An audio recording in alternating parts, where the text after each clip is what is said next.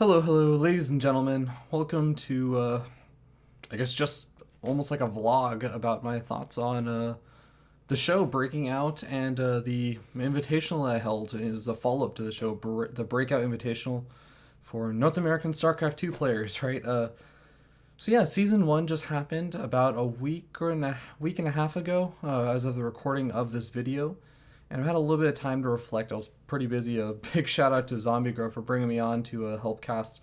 It's on the one of the community streams for DreamHack, but I've had a little bit more time to think about how the season went, both in terms of the show, my original intentions with the show, and the eventual tournament that ended up happening. And I've had some time to collect my thoughts. So this is basically going to be like a vlog where I kind of talk about my thoughts on how everything went, as well as season two. So if anyone who's interested in where season two is going to be, you might want to actually listen to this, just because I will be talking about some of my thoughts for season two, including how to qualify a little bit later on in the video. But yeah, let's just kind of get started. So initially, and by the way, you can actually hear more of my thoughts on the original intentions behind this whole, I don't know what to even call it, project, I guess. My original intentions on SC2 Up Coming, the Real Nan Man, twitch.tv/the Real Nan Man. Nan Man is a host of a show. It's a podcast, and also Master Dalk is on it. And they brought me on, and I kind of talked a little bit more about it. I believe it's episode 34. It should have my name in the title or something. But yeah, I talked a little bit more about it in there. But basically, the idea was I want to hit a couple of goals when I came up with the idea for the show. I wanted to make the jump from being a semi-pro gamer to a pro gamer a little bit easier. It's really, really difficult for people, because basically there's this level where you kind of start to get really good, you get pretty good, and you start doing really well for yourself in North America.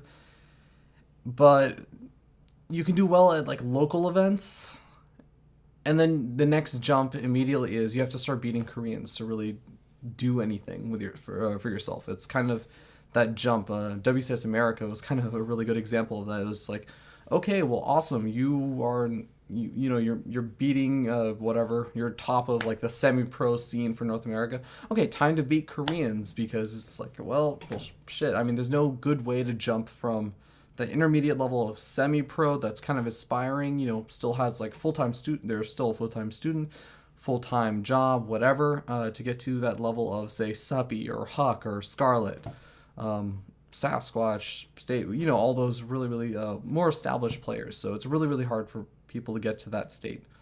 So that was one of the first goals, probably one of the most important ones for me. So the next one sorry, you guys probably just heard a little bang as I just got an email. Thank you, Gmail notifier.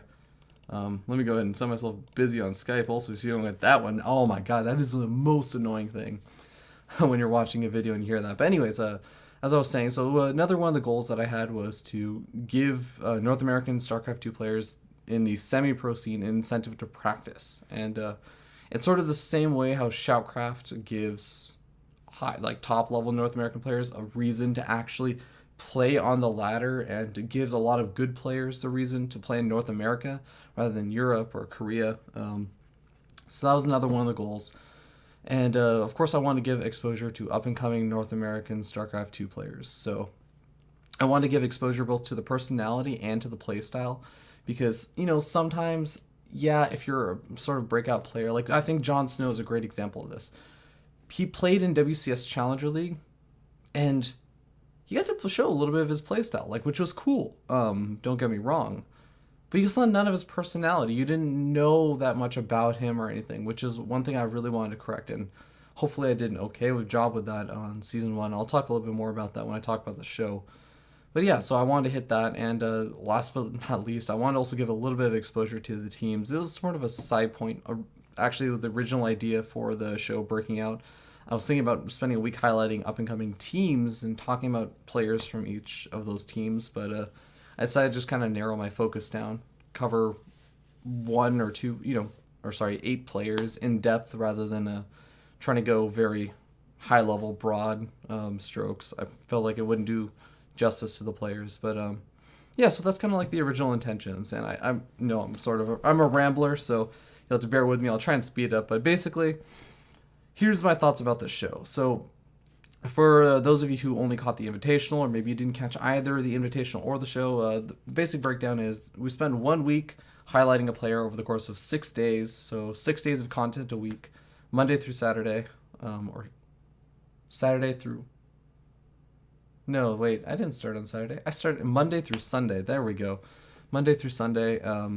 And a really quick note about picking the players, because this is something I get actually more than anything else in terms of feedback or just thoughts about the whole project. I get asked a lot about how I pick the players. How did I pick the players? Why didn't I pick this player? Why didn't I pick this player? Well, honestly, starting up as kind of a nobody, I sort of just picked the players because I didn't want to hold an invitational and chance that nobody would sign up for it, and then I'd have to basically, I don't want to say be stuck with whoever signed up for it, but if you're like a random nobody and you say like I'm gonna do an invitational, or blah blah blah, I'm gonna do this show.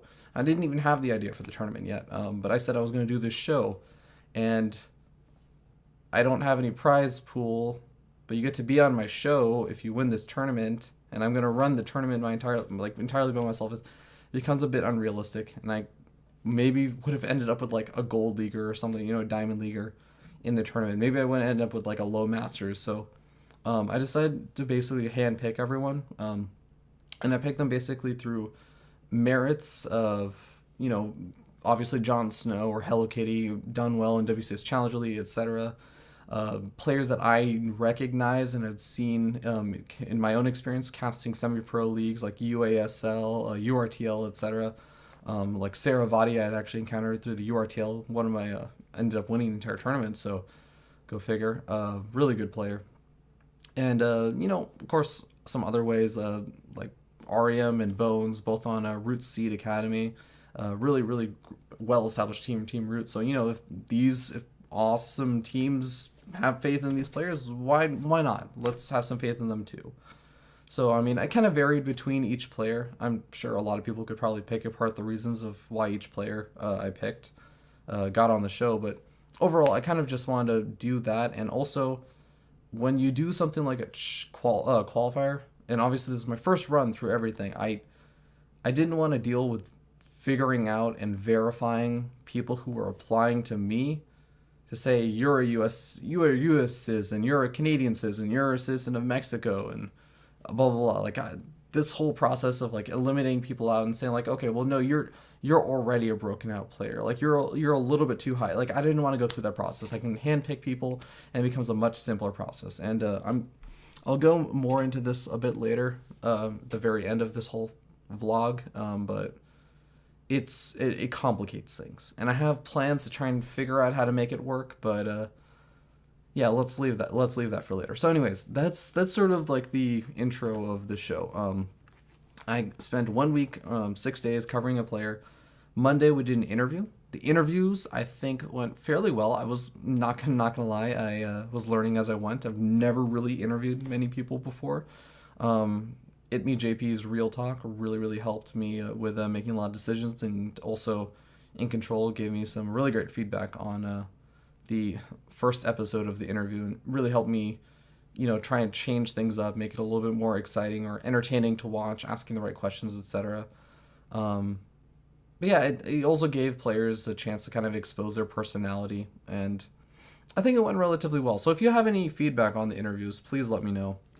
Or anything actually, please. Actually 95% of the point of this vlog is to get feedback. And I'm just giving you guys some of the conversation topics that you can give feedback about. So there's that. Let's see. Then so that was Monday. Then Tuesday, Wednesday, Thursday. So 3 days we'd cover each one of the matchups. And these would basically be in the form of the player just sending me a game or a replay that they felt embodied their play style in the matchup in some way, shape, or form. And I would cast it. And sometimes, actually, after around like week 4 or so, I brought on a bunch of co-casters because I realized that my solo casting is not exactly as up to par as I would like. So I changed that up a little bit. And also I got to practice my co-casting, which was... it's understandably a little bit more difficult to practice co-casting because you have to have somebody else there with you. You can't just practice it whenever you want.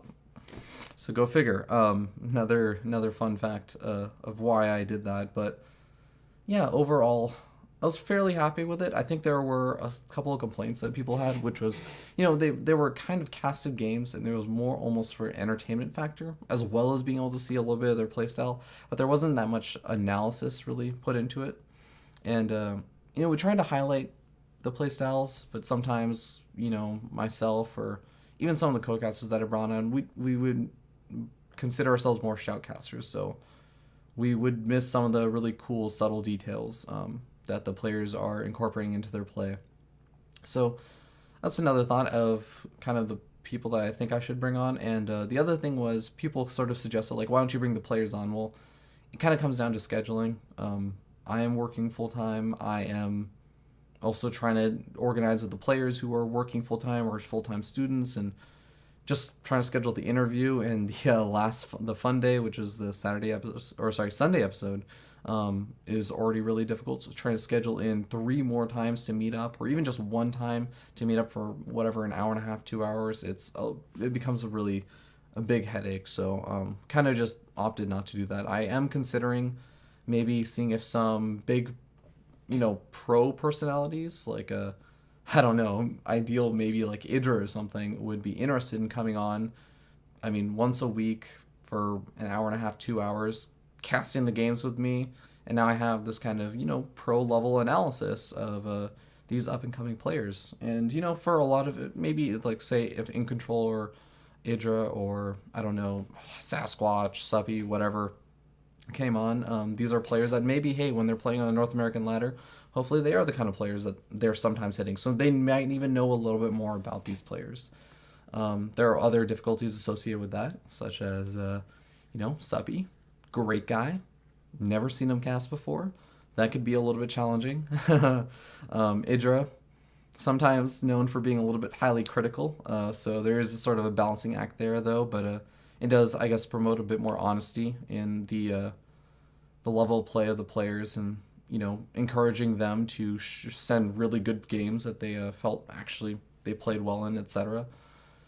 But yeah, anyways, so that was kind of my ideas on the 3 games that we ended up casting. The awesome game, I have no regrets about. I think I just loved how that went, and if I did end up bringing on a pro player to analyze games, I would still stick with probably the same crew of casters I brought on for the other season, because I just really enjoyed casting with them, and I think they would be great for casting the awesome games, which are purely meant to just be awesome games that are fun to watch. Like, it's supposed to be entertainment value, so felt pretty good about that. Let's see.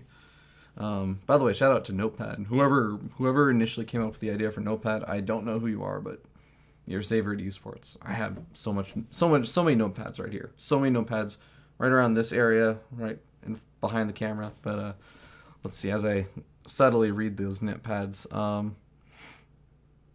Let's see. Oh yeah, I did one last note. I want to give more context to the games that were actually being casted. So I wanted to make sure that people knew, kind of like, oh, well, these the games from Jon Snow, they were all a part of Jon Snow's run through the qualifiers into WCS in North America, which is really, really cool. Just giving more background on that kind of stuff, I think would be good. Let's see. And then we had the fun day. So the fun day was the last day, the 6th episode of every week.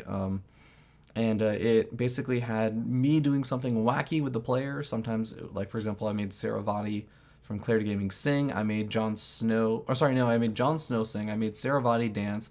I made Extraterrestrials Joj play ladder games on a Smurf account that I had, and have random handicaps applied to him. I played arcade games with REM, all kinds of fun shenanigans. But it was an idea I originally suggested to do that kind of fun day format with by Total Biscuit, and I think that it was a really good idea. I like the idea of doing something kind of fun and wacky. I feel like I didn't execute it as well as I could have.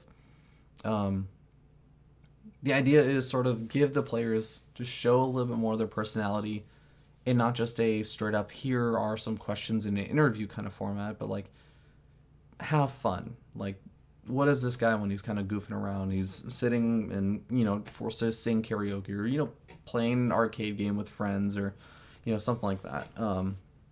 And I think it went okay in some circumstances. Other circumstances were a bit more difficult.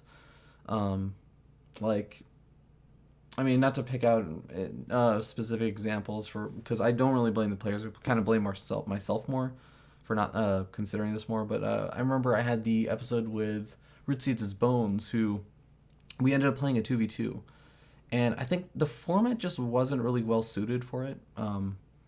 It was I went back and watched the episode, and it was kind of boring to watch, just waiting and sitting around because it's hard when you're playing a multiplayer. You have a 25 to 35 minute episode, and a lot of that episode is just kind of contained with us sitting back and macroing and just playing sort of a boring game, at least for parts of the episode. Some of the parts of it were really awesome. But yeah, so I want to try and do something different this season. First season, I tried to make everyone do something different. I made again. Made them do singing, dancing, etc. The next season, I'm kind of considering just doing everyone do the same thing, and I'll have something that's guaranteed go to. I can pretty much toss it out and find a way to make it entertaining for people, which I think is really, really important, both for the players, because you want the players to be having fun. You want them to sort of feel more comfortable. I need to also, well, I don't actually need to have fun. But I did have fun, regardless. But of course, the viewers also have to have fun watching it. So picking things that are a little bit more in mind for that. But let's see, what else? Also, every Fun Day episode was also incorporated a recap of the week. So I think I could have done this recap a little bit better.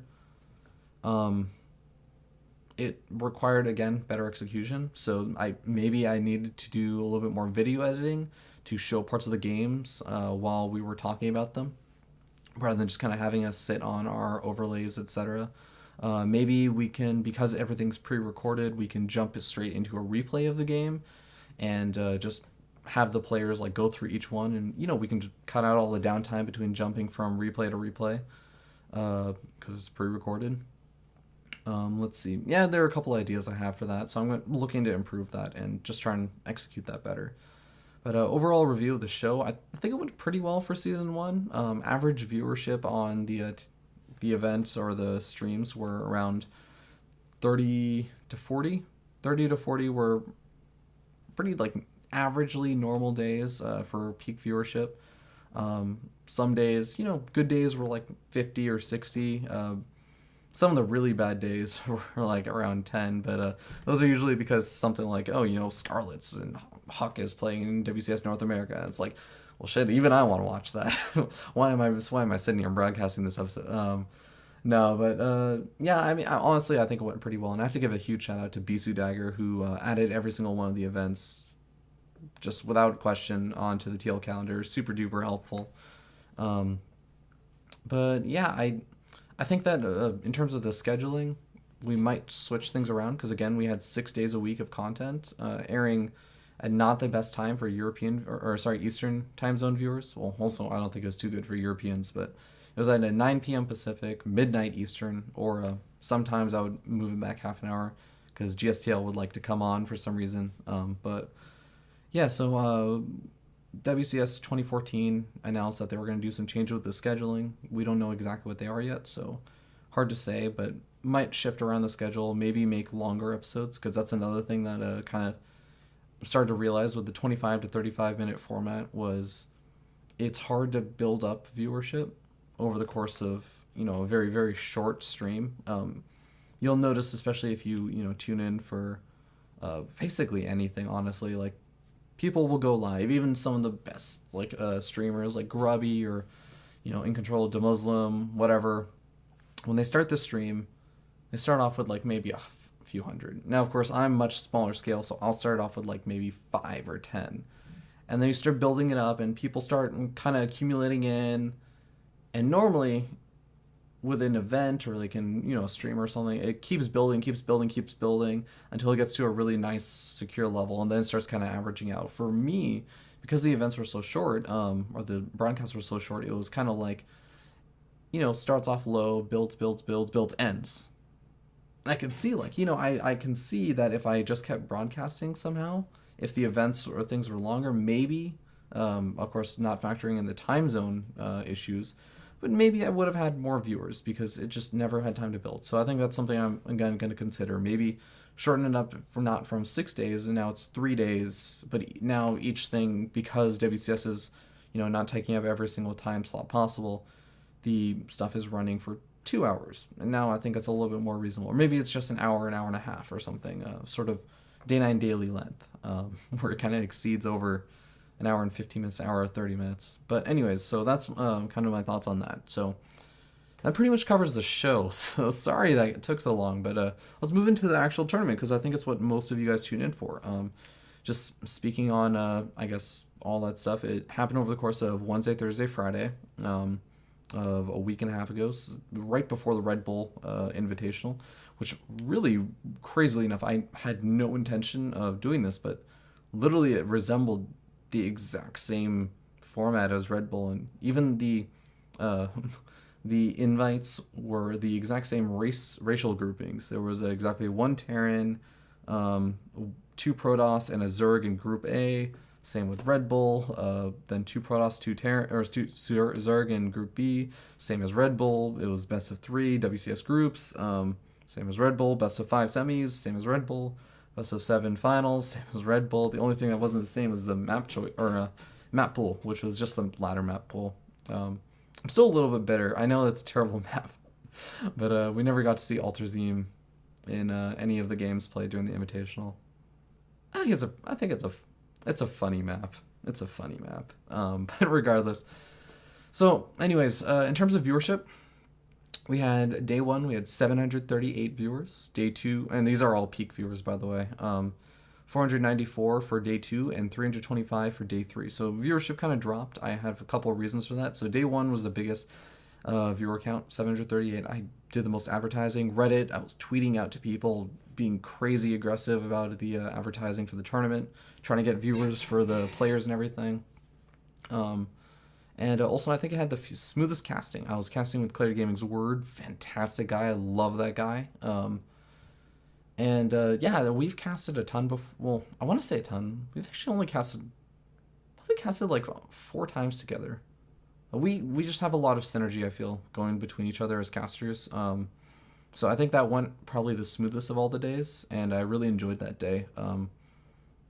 But yeah, then day 2 kind of came around. I didn't do as much advertising. I was hoping that the momentum from day 1 would kind of build over to day 2, which was a huge mistake on my part. I made the Reddit thread and everything really late. I made it basically like when we started the event, which is bad. I should have done it, a couple hours before or something, let it filter up, etc. But yeah, it didn't go as well. Still went okay. I was casting with Tempo. Tempo's a really awesome guy. God, he so nice. Really, really awesome. I don't even have to say, like, go check him out because everybody already loves Tempo. Tempo StarCraft singer for some of the most well-known songs in StarCraft 2. But yeah, Tempo and I have casted, once or twice before, a couple times, actually probably like 3 or 4 times also.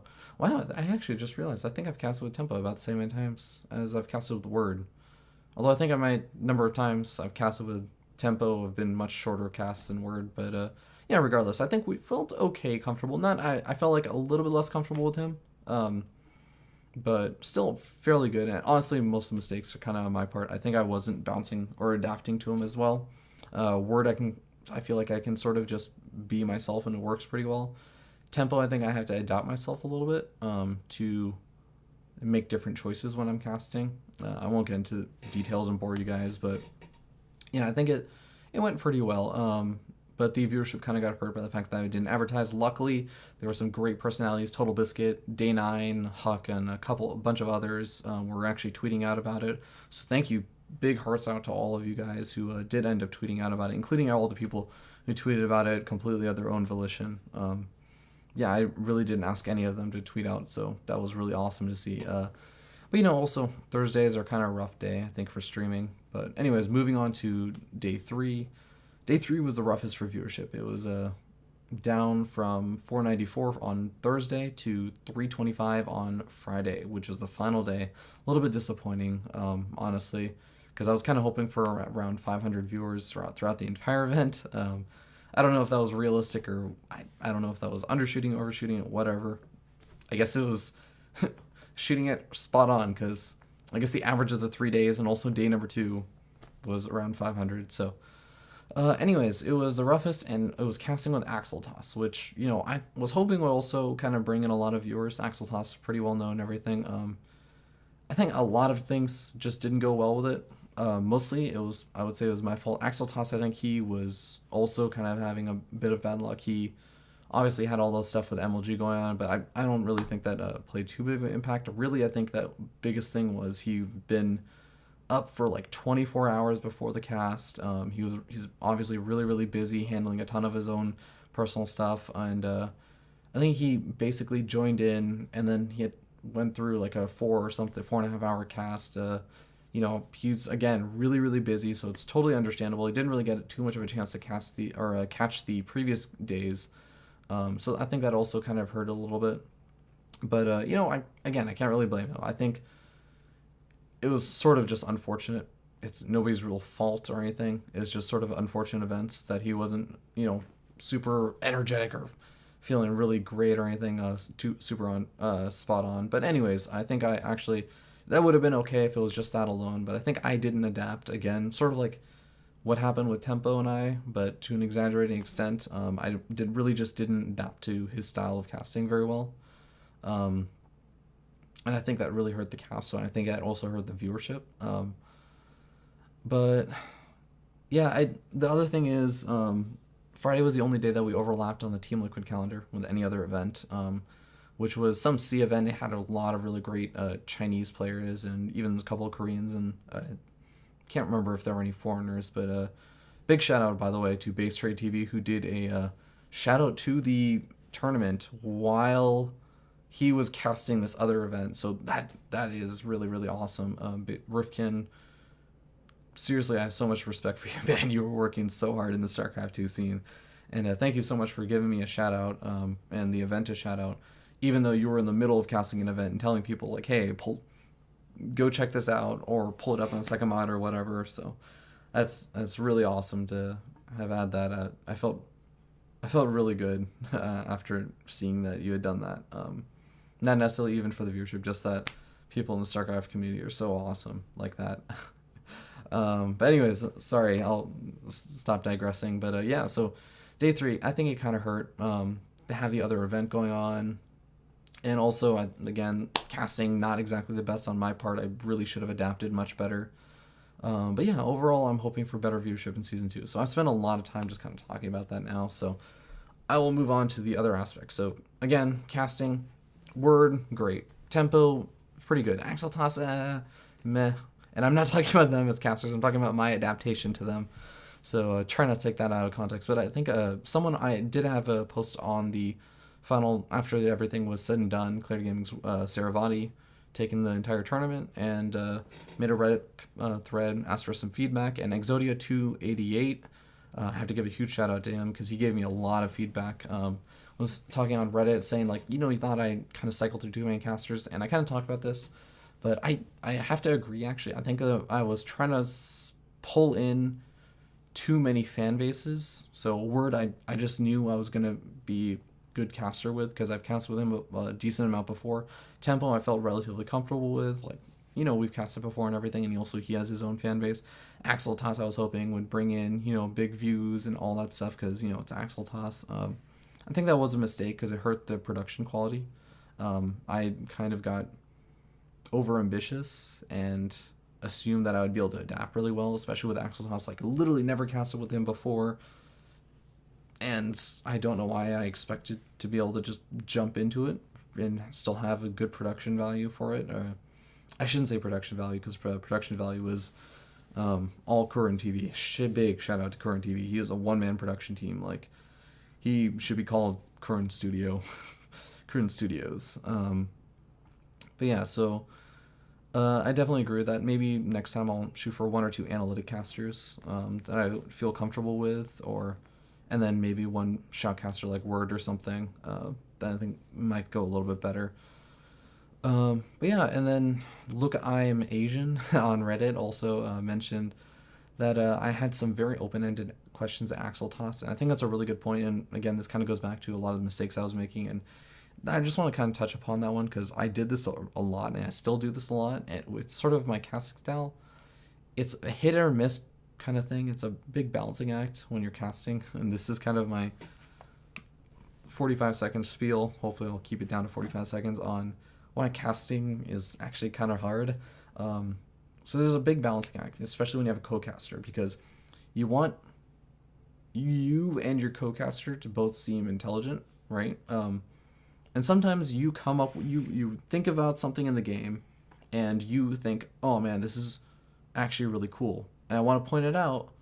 But you know what? I'm going to give my co-caster an opportunity to say it. All right, so now it's kind of like you're taking this assumption or this leap of faith to say your co-caster also knows this bit of information. So you're going to give them opportunity. You're going to pose a question to them and let them also show their, intellect. And then it's kind of like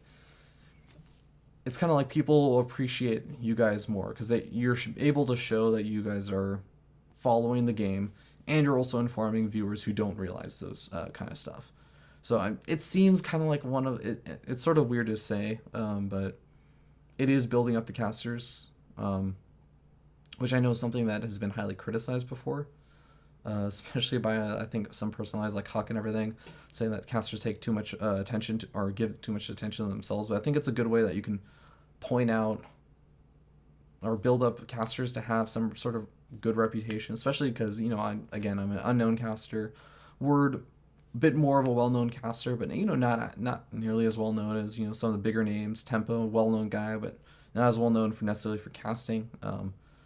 So it's one of those things where you kind of lob a very open-ended question, because if you try and be too specific, then sometimes you kind of pinhole them into this whole situation where it's like, you can imagine if I say something like, well, if I ask a question to my co-caster, how exactly does this specific build interact with some other build at the 10-minute mark? It's like such an ultra specific question. If my co-caster doesn't know the answer, then they kind of just say, well, I don't know.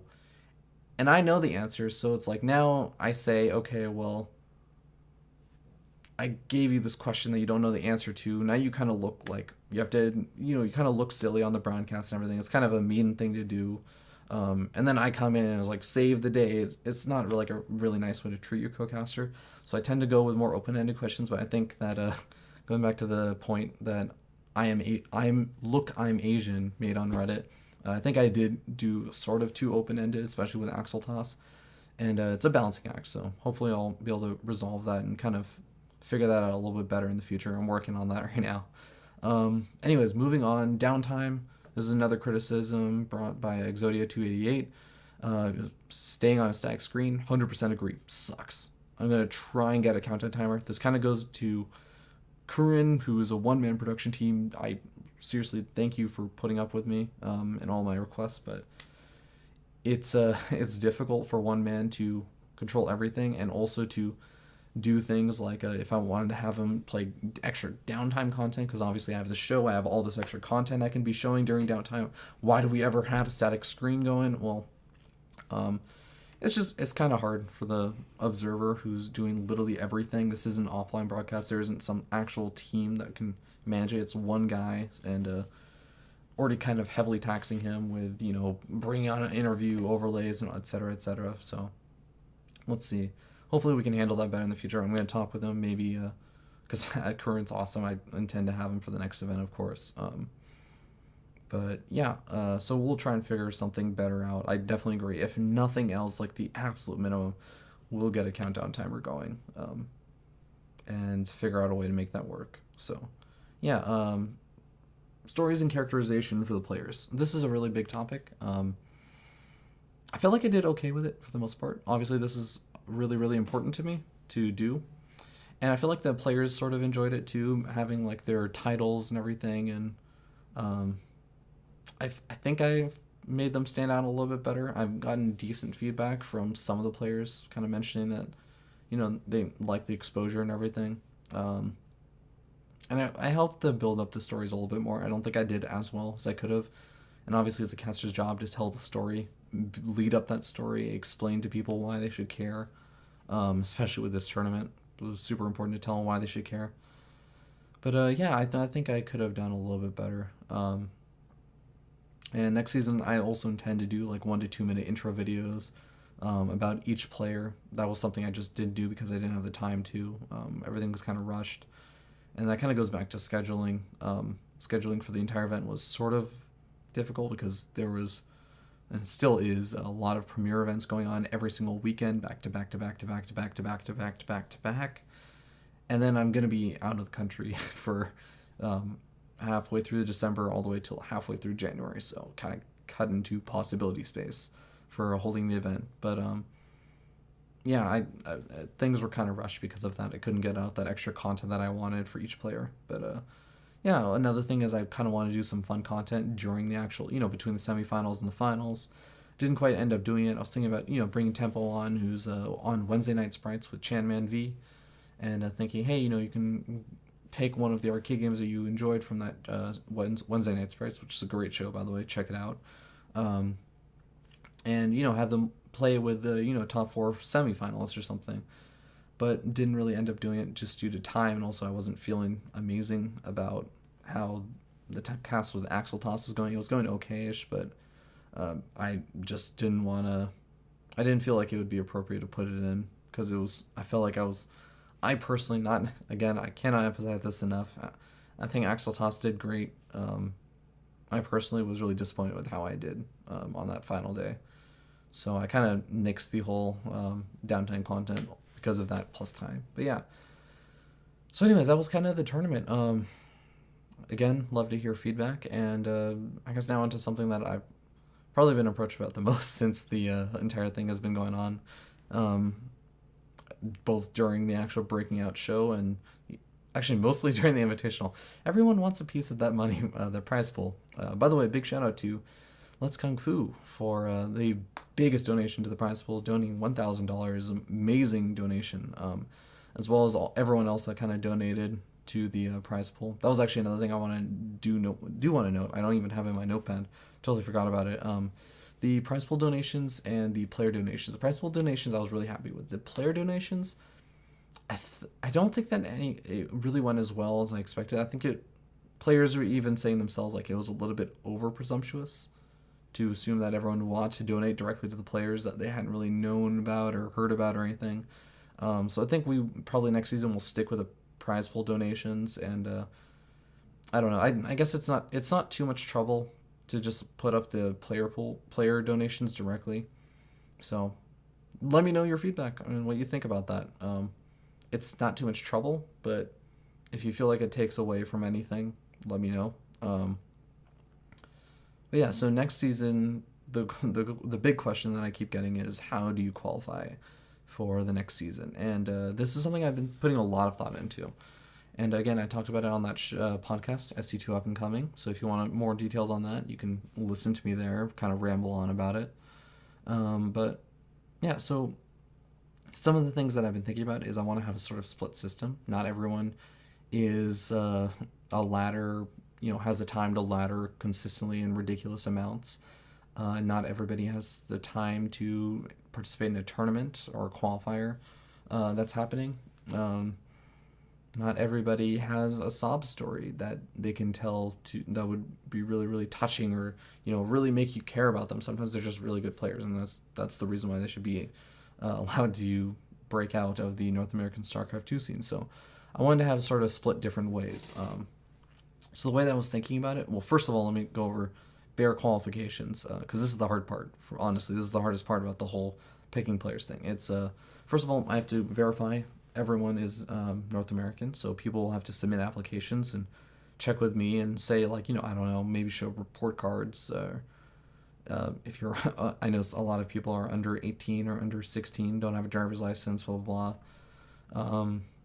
So show some kind of identification that you're North American, residing in North America, at least for the past 90 days or something, is what I'm thinking. I'll have a bunch of different ways, and obviously I can work with people who want to get involved with it and register with me. But second thing is I wanted to have because again, I'm not handpicking players anymore. It's just people coming and registering with me. Now I have to deal with this fact of, well, are you already too big of a name? Because again, like, big incentive was, it was a pretty, I mean, it was a decent prize pool. It was $1,000 prize pool. Everybody gets paid out, even if you get last place. So what happens? I mean, I'll use a big example. What happens if Scarlett? Don't know why she would, but what happens if Scarlett says like, "Hey, I think I should be on your show?" I was like, "Well, I mean, come on, you're already beating Koreans. You're already whooping Bomber repeatedly, and doing really really well for yourself. I don't think you should be on." So I have to have some sort of way of filtering out those players, or even players like maybe obviously Huck, State. Um, I mean, I don't even want to mention too many names because I think it's pretty obvious, the players, but sometimes there are the sort of more ambiguous ones.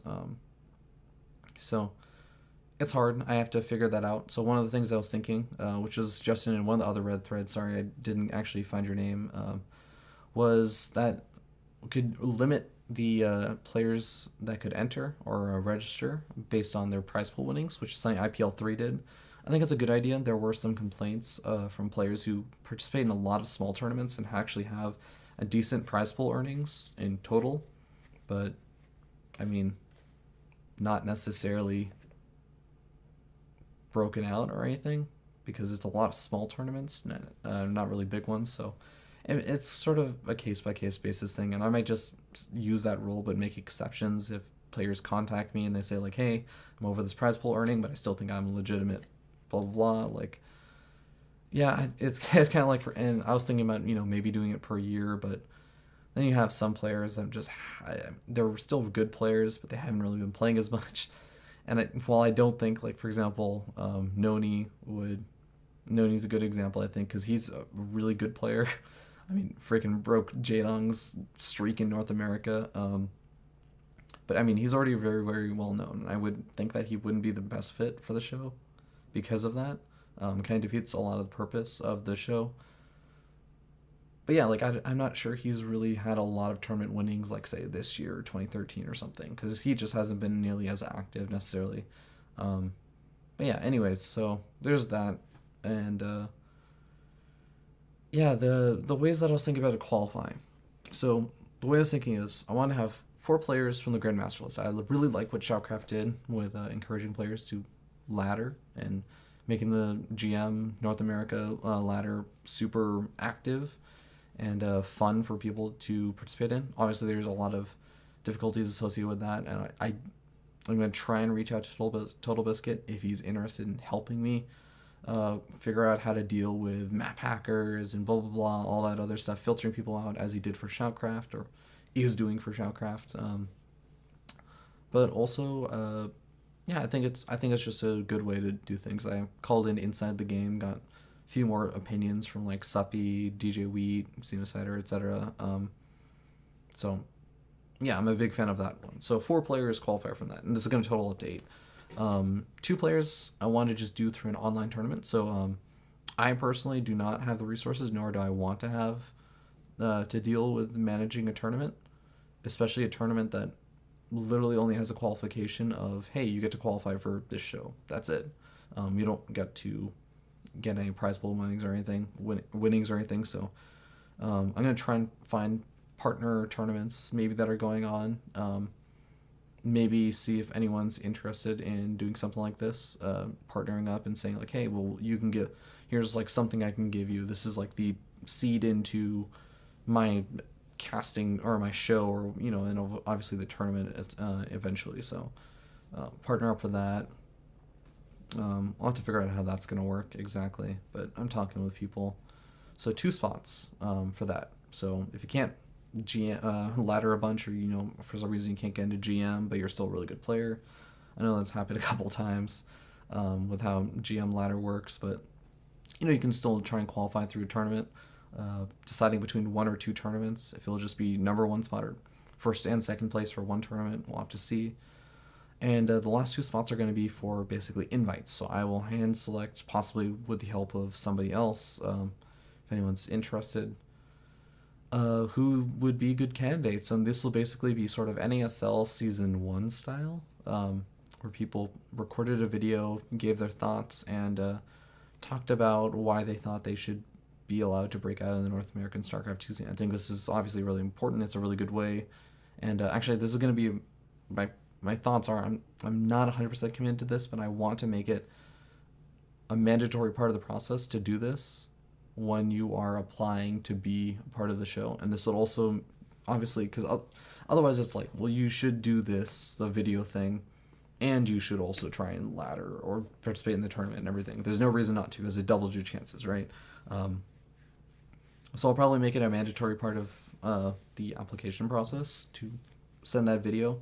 And after the 4 players are picked from the ladder and the 2 tournament qualifiers are done, then I'll handpick the 2 invites based on the players sent in. And I'll have some minimum qualifications, such as you must be like either High Master or at least Grandmaster, North America. You have to blah, blah, blah, North American citizen, etc. But yeah, that also gives players a chance to kind of explain why like they're committed and why they deserve this opportunity and why we should care, because that's a lot of the point of this, right? It's explaining to you guys that these people are worth showing, that they've broken out, that they're worth breaking out of the North American scene, and why they're worth knowing about. So sometimes it's overwhelming for just me to do that. It'd be nice if the players could do that too, do it for themselves. But anyways, that's gonna put a wrap to this. I think it's been a pretty long. Oh my god, yeah, this has been a pretty long recording. So that's my vlog. It's total real talk. I'm trying to be pretty super open about everything, and I'd love any feedback. It's actually symbolic because I don't have my headphones on. So just showing how real talk I am. No covers, no filters. My sweaters I always wear. That's not a filter. I just like sweaters. But yeah, give any feedback that you have over in the Reddit thread that I'm posting for this, or the feel free to email me over at feardragon64@gmail.com if you have any other feedback, either on how the shows went, how you think the next season should go. Next season should be starting sometime. Well, won't say starting. The announcements will probably be going sometime around the beginning of February. I'm going to be again out of the country from middle of December to middle of January, so I'm going to be pretty busy with that. Give me like 2.5 weeks to settle in, and then I will probably start making announcements. Hopefully get the show started back up sometime around end of February, if not early March. Big difference. And yeah, looking forward to season 2. Thank you guys so much for tuning in, and thank you guys so much for sticking this out if you watched the entire thing.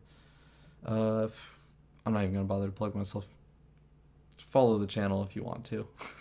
You'll get updates about that. And yeah, thank you again. Seriously, thank you guys, everyone that's made this entire event possible. I'm really excited about it. I'm gonna go ahead and just end the video here because it's like 3 in the morning, and I'm gonna wake up all my roommates in the entire house. So yeah, I'm just double checking to make sure there's nothing else. Yeah, I think that's good. Thank you guys, and please leave feedback. It's really important because I can't really improve the event without more feedback. I can only think of so many things myself, and I want to make something that people care about. I want to make something that people want to see. I want to give people a reason to care about these up and coming North American players, because I think that it's important. I think that it's really important so that we don't have total stagnation, so that we have players that are starting to find reasons to keep practicing. Stuff like Shoutcraft gives players in North America a reason to keep practicing, and that's how we get to the same level as, I say Europe hesitantly because people still dispute that sometimes, but honestly I think Europe's in a much better situation. Korea, obviously the best. Well, that's how we get there. It's not just always saying like train like the Koreans and everything. Yeah, it's part of it, but you need those intermediate steps. You need to incentivize the players, give them a reason to practice hard. And I think that's probably the biggest thing that's missing. So feedback. All right, guys. I'm not gonna keep you guys here any longer. I think it's been like 4 minutes or 5 minutes since I said I was gonna sign off. So take it easy, and thanks again. Cheers. See you all in season 2. I swear I'm gonna.